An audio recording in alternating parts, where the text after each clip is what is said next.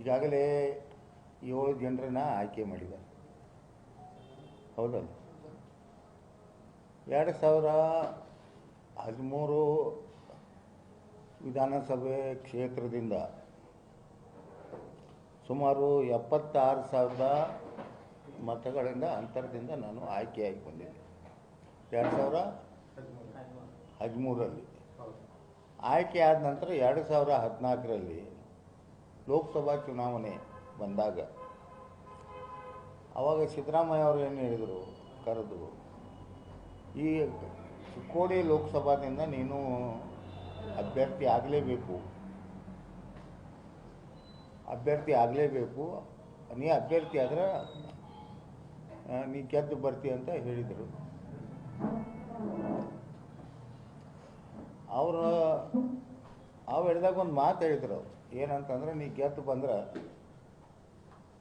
ಚಿಕ್ಕೋಡಿ ವಿಧಾನಸಭಾ ಕ್ಷೇತ್ರದ ಜಾಗ ಖಾಲಿ ಆಗ್ತೈತಿ, ಅಲ್ಲಿ ನಾವು ಗಣೇಶ್ ಹುಕ್ಕೇರಿಗೆ ಟಿಕೆಟ್ ಕೊಡ್ತೀವಿ ಮತ್ತು ಮಂತ್ರಿ ಮಾಡ್ತೀವಿ ಅಂತ ಹೇಳಿದರು. ಆದರೆ ಒಂದನ್ನು ಮಾತ್ರ ಅವ್ರು ಒಪ್ಕೊಂಡ್ರು. ಏನು ಮಾಡ್ರು, ಗಣೇಶ್ ಹುಕ್ಕೇರಿಗೆ ಟಿಕೆಟ್ ಕೊಟ್ಟರು. ಗಣೇಶ್ ಹುಕ್ಕೇರಿ ಆರಿಸಿ ಬಂದ. ಹೌದಲ್ಲ? ಗಣೇಶ್ ಹುಕ್ಕೇರಿ ಆರಿಸಿ ಬಂದ. ಈಗ ಮೊನ್ನೆ ನಾ 2022ರಲ್ಲಿ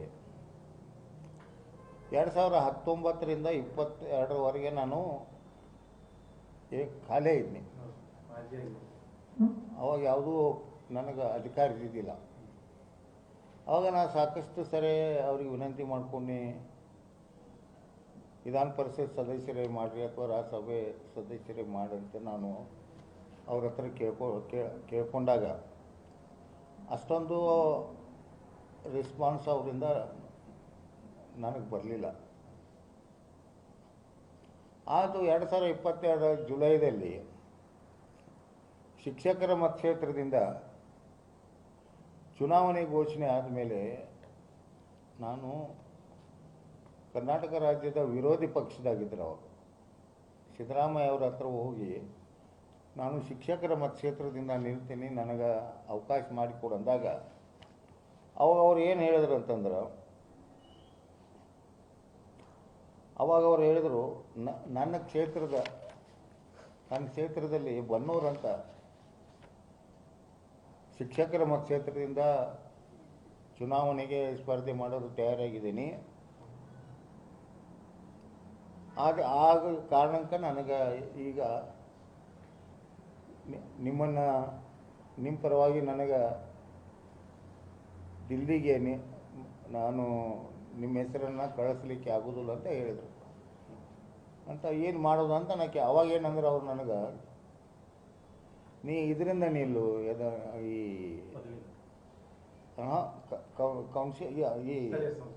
ಈ ಗ್ರ್ಯಾಜುಯೇಟ್ ಕೌನ್ಸಿಲಿಂದ ನೀ ನಿಲ್ಲು, ನಿನಗೆ ನಾವು ಅವಕಾಶ ಮಾಡಿಕೊಡ್ತೀವಿ ಅಂತ. ನಾನು ಗ್ರ್ಯಾಜುಯೇಟ್ ಕೌನ್ಸಿಲಿಂದ ನಿಲ್ಲಂಗಿಲ್ಲ, ನಿಂತರ ನಾ ಶಿಕ್ಷಕರ ಮತಕ್ಷೇತ್ರದಿಂದ ನಾನು ನಿಲ್ತೇನೆ ಅಂತ ಹೇಳಿ. ಇದು ದ ಫ್ಯಾಕ್ಟ್. ಆಮೇಲೆ ಸತೀಶ್ ಜಾರಕಿಹೊಳಿ ಹತ್ರ ನಾ ಬನ್ನಿ.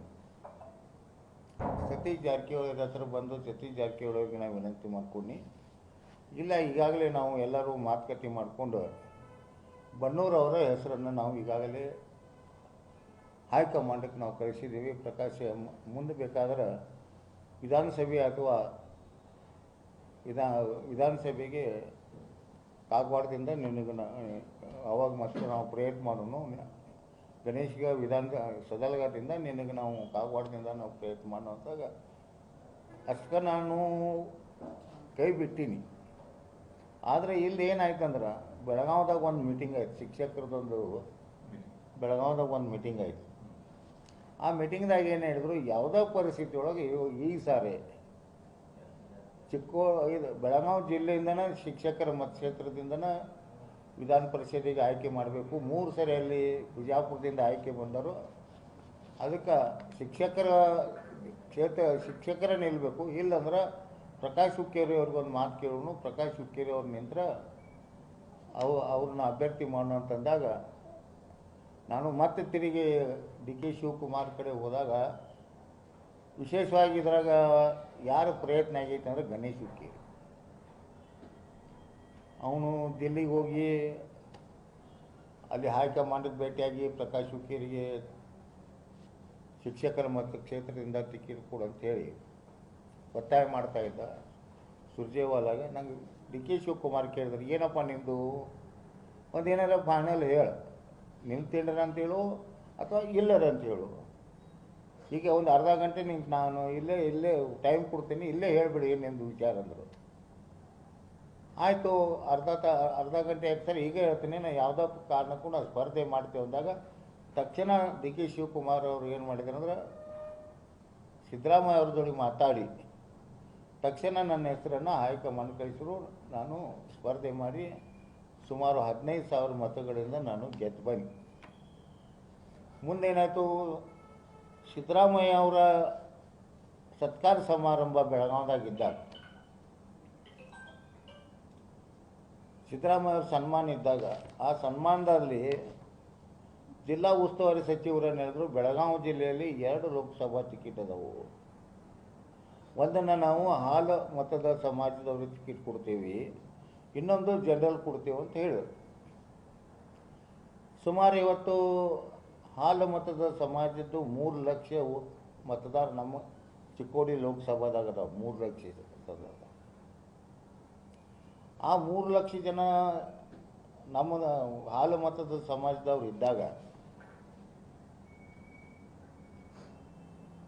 ಅವರು ಘೋಷಣೆ ಮಾಡಿದ್ದು ಅತ್ಯಂತ ಸೂಕ್ತ ಅಂತೇಳಿ ನಾವು ವೈಯಕ್ತಿಕವಾಗಿ ತಿಳ್ಕೊಂಡಿದ್ದೀನಿ. ಯಾರು ಜಿಲ್ಲಾ ಉಸ್ತುವಾರಿ ಸಚಿವರು.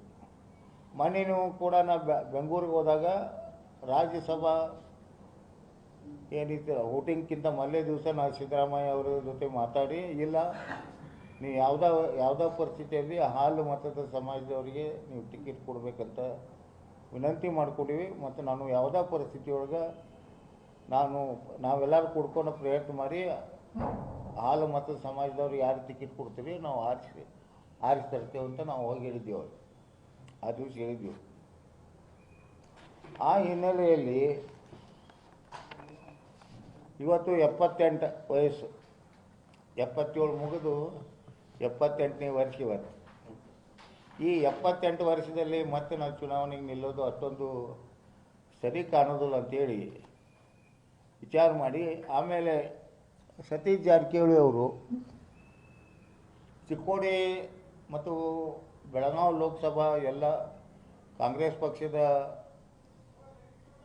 ಪದಾಧಿಕಾರಿಗಳನ್ನೆಲ್ಲ ಕರೆದು ಆ ಪದಾಧಿಕಾರಿಗಳ ಜೊತೆ ಸಮಾಲೋಚನೆ ಮಾಡಿದಾಗ ಅಲ್ಲಿ ಏನು ವ್ಯಕ್ತ ಆಯ್ತಂದ್ರೆ, ಚಿಕ್ಕೋಡಿಗೆ ಹಾಲು ಮತದ ಸಮಾಜದವ್ರು ಟಿಕೆಟ್ ಕೊಡಬೇಕಂತೇಳಿ ಅಲ್ಲಿ ಬ್ಲಾಕ್ ಅಧ್ಯಕ್ಷರಾಗಲಿ ಅಥವಾ ಜಿಲ್ಲಾ ಅಧ್ಯಕ್ಷರಾಗಲಿ ಕಾರ್ಯಕರ್ತರು ಎಲ್ಲ ಕೂಡಿ ಹಾಲು ಮತ ಸಮಾಜದವ್ರು ಕೊಡಬೇಕಂತ ಹೇಳಿದರು.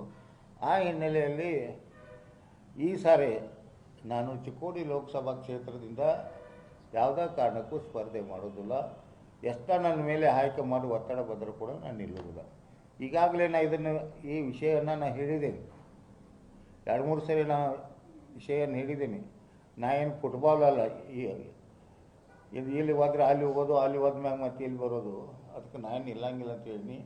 ವಿಷಯ ಏನಾಗ್ತೈತೆ ಅಂದ್ರೆ, ಲೋಕಸಭಾ ಮೆಂಬರ್ ಆಯ್ತಂದ್ರೆ ಅಭಿವೃದ್ಧಿ ಕೆಲಸಕ್ಕೆ ನಮಗೆ ಕುಂಠಿತ ಆಗ್ತೈತಿ.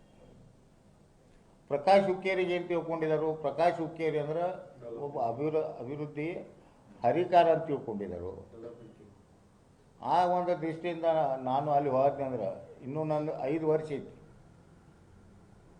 ಇನ್ನೂ 2 ವರ್ಷ ಮುಗಿದಿಲ್ಲ. ಇನ್ನೂ ನಾಳೆ ಜುಲೈಗೆ 2 ವರ್ಷ ಮುಗಿತೈತಿ, ಇನ್ನೂ 4 ವರ್ಷ ಐತಿ. ಒಂದು ವೇಳೆ ನಾ ಇವತ್ತು ತಪ್ಪು ನಿರ್ಣಯ ತೊಗೊಂಡೆ ಅಂದ್ರೆ 3 ಜಿಲ್ಲೆ ಶಿಕ್ಷಕರು, ಬಿಜಾಪುರ ಮತ್ತು ಬಾಗಲಕೋಟೆ, ಬೆಳಗಾವಿ ಮತ್ತು ಬೆಳಗಾವಿ ಜಿಲ್ಲೆಯ ಶಿಕ್ಷಕರು ನನ್ನ ಮೇಲೆ ಏನೊಂದು ಭರೋಸೆ ಇಟ್ಟಿದ್ದಾರೆ.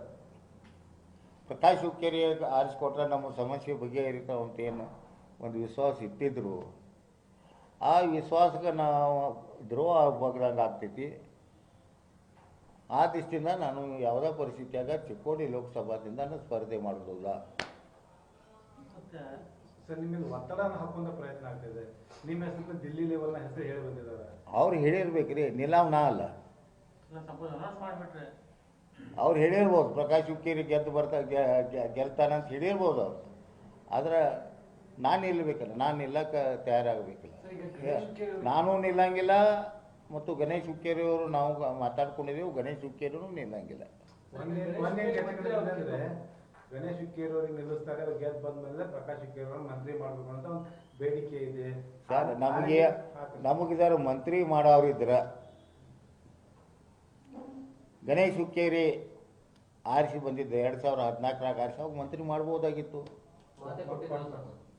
ಈಗ ಮೊನ್ನೆ 2024 ಆರಿಸಿ ಬಂದ 78,000 ಮತಗಳಿಂದ ಆರಿಸಿ ಬಂದ, ಅವಾಗ ಮಂತ್ರಿ ಮಾಡ್ಬೋದಾಗಿತ್ತು.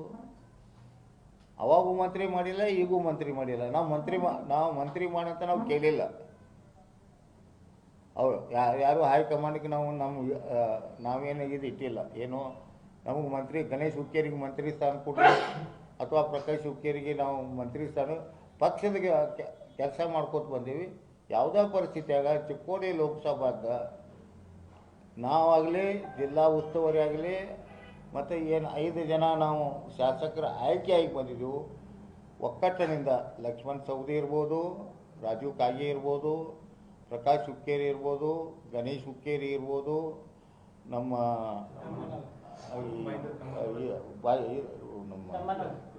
ನಮ್ಮ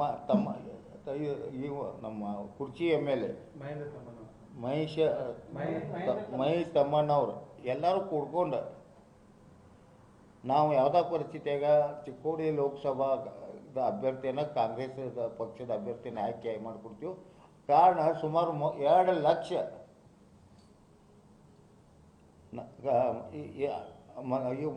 ಮತಗಳಿಂದ ಆರಿಸಿ ಬಂದಾರ. 2 ಲಕ್ಷ ಮತಗಳು 5 ಕ್ಷೇತ್ರದೆಲ್ಲ ನಾವು ಕೂಡಿಸಿದ್ರೆ ನಮ್ಮ ಲಕ್ಷ್ಮಣ್ ಸವದಿ 76,000, ಗಣೇಶ್ ಹುಕ್ಕೇರಿ 78,000, ಮಹೇಶ್ ತಮ್ಮಣ್ಣವರ, ರಾಜೀವ್ ಕಾಗೆ ಇದೆಲ್ಲ ಕೂಡ 2 ಲಕ್ಷ ಮತಗಳ BJPಗೆ ನಮಗೆ ಅಂತರ ಇದೆ. ಆ ದೃಷ್ಟಿಯಿಂದ ಇವತ್ತು ಯಾರಿಗೂ ಟಿಕೆಟ್ ಕೊಟ್ಟರು ಚಿಕ್ಕೋಡಿ ಲೋಕಸಭಾ ಇದು ಕಾಂಗ್ರೆಸ್ ಕೈವಶ ಆಗ್ತೈತಿ. ನಾ ಹೈಕಮಾಂಡಿಗೆ ವಿನಂತಿ ಮಾಡ್ಕೋತೀನಿ, ನಮ್ಮ ಮ್ಯಾಗ ಒತ್ತಾಯ ಮಾಡಬಾರ್ದು. ಈ ವಯಸ್ಸಿಗೆ ನಾಳೆ ತಿರುಗಾಡಿದಾಗ ಹೆಚ್ಚು ಕಡಿಮೆ ಆದ್ರೆ ಅದು ವಿರೋಧಿ ಪಕ್ಷದವರಿಗೆ ಮತ್ತೆ ಅವಕಾಶ ಮಾಡಿ ಕೊಟ್ಟಂಗೆ ಆಗ್ತೈತಿ. ಆ ದೃಷ್ಟಿಯಿಂದ ನಾನು ಪತ್ರಿಕಾ ಮಾಧ್ಯಮದಲ್ಲಿ ಕಡೆಯಿಂದ ವಿನಂತಿ ಮಾಡ್ಕೋತೀನಿ, ನಾನು ಯಾವುದೇ ಕಾರಣಕ್ಕೂ ಚಿಕ್ಕೋಡಿ ಲೋಕಸಭಾದಿಂದ ಸ್ಪರ್ಧೆ ಮಾಡೋದಿಲ್ಲ. ಸರ್ ಯಾಕಂದ್ರೆ ಚಿಕ್ಕೋಡಿ ಲೋಕಸಭೆ ಯಾರೇ ನಿಂತರು ಕೂಡ ಅಲ್ಲಿ ನಿಮ್ಮ ಯಾರಿಗೆ ಕೊಡ್ಬೇಕಂತ ಹೇಳ್ತಾರೆ. ಅದ ಹಾಲು ಮತದ ಸಮಾಜ ಐತಲ್ಲ, ಅಲ್ಲಿ ಇಬ್ರು ಅದಾರ್ರಿ. ಹಾಲು ಮತದಾಗ ಚಿಂಗ್ಳೆ ಅವರು ಅದಾರ, ಅಮರ್ಸಿಂಗ್ ಪಾಟೀಲ್ ಅವರು ಅದಾರ. ನಮ್ಗೆ ಗೊತ್ತ, ಅದು ಜಿಲ್ಲಾ ಉಸ್ತುವಾರಿಗೆ ಬಿಟ್ಟದ್ದು.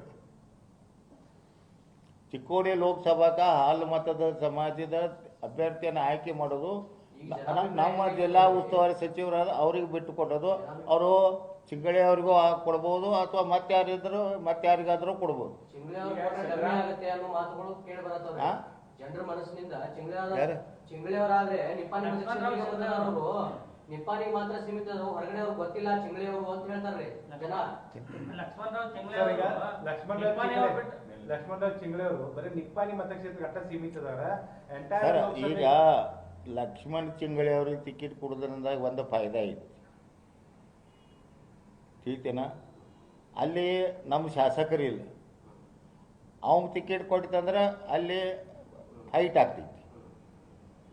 ನಾವು ಎಲ್ಲ ವಿಚಾರ ಮಾಡಿದೆವು, ಫೈಟ್ ಆಗ್ತೈತಿ. ನಿಪ್ಪಾಣಿ ಕ್ಷೇತ್ರದಾಗ ಫೈಟ್ ಆಗ್ತೈತಿ. ಲೋಕಸಭಾ ಅಭ್ಯರ್ಥಿ ಜೋಡಿ ನಮ್ಮ ಅಭ್ಯರ್ಥಿದು ಫೈಟ್ ಆಗ್ತೈತಿ. ಉಳಿದ ಕಡೆ ನಾವು ಅದೇವು ವಿವೇಕರಾವ್ ಪಾಟೀಲ್ ಹೆಸರೇ ಇಲ್ಲ, ಮತ್ತೆ ಕೊಡೋದೇ ಇಲ್ಲ. ಪ್ರಶ್ನೆ ಬರ್ತಿದೆ. ವಿವೇಕರಾವ್ ಪಾಟೀಲ್ ಕೊಡೋ ಪ್ರಶ್ನೆ ಬಂದಿಲ್ಲ, ವಿವೇಕರಾವ್ ಪಾಟೀಲ್ ಅರ್ಜಿನೂ ಕೊಟ್ಟಿಲ್ಲ. ಮತ್ತೆ ಅಲ್ಲಿ ಪ್ರಶ್ನೆ ಎಲ್ಲಿ ಬರ್ತೀವಿ? ಪಾರ್ಟಿಗೆ ಬಹಳ ನಿಷ್ಠರ ಆಗಿದ್ದಾರೆ. ಯಾರು? ಪ್ರಕಾಶ್ ಹುಕ್ಕೇರಿ ಅವರು ಕಾಂಗ್ರೆಸ್ ಪಕ್ಷ ಹೇಳಿದಂಗೆ ಕೇಳ್ಕೊತ ಬಂದ್ರು. ಸರ್ ನೀವು ಪ್ರಕಾಶ್ ಹುಕ್ಕೇರಿ ಅವರು ಯಾವತ್ತೂ ಲಿಂಗಾಯತ್ ನಾಯಕ ಅಂತ ಗುರ್ಸ್ಕೊಂಡಿಲ್ಲ. ಒಬ್ಬ ಎಲ್ಲ ಸಮಾಜದ ನಾಯಕ ಇದೇನೆ. ಅದೇ ಸರ್, ಎಲ್ಲಾ ಸಮಾಜದ ನಾಯಕ. ಎರಡು ಡಿಮಾಂಡ್ ಇದ್ದು ನಿಮ್ದು. ಒಂದು ಅವರ ಕೊಟ್ಟ ಮಾತಿನಂತೆ ಗಣೇಶ್ ಹುಕ್ಕೇರಿ ಮಂತ್ರಿ ಮಾಡ್ಬೇಕಾಗಿತ್ತು, ಮಾಡಲಿಲ್ಲ. ಎರಡನೇದು ಚಿಕ್ಕೋಡಿ ಜಿಲ್ಲೆ ಮಾಡ್ತೀವಿ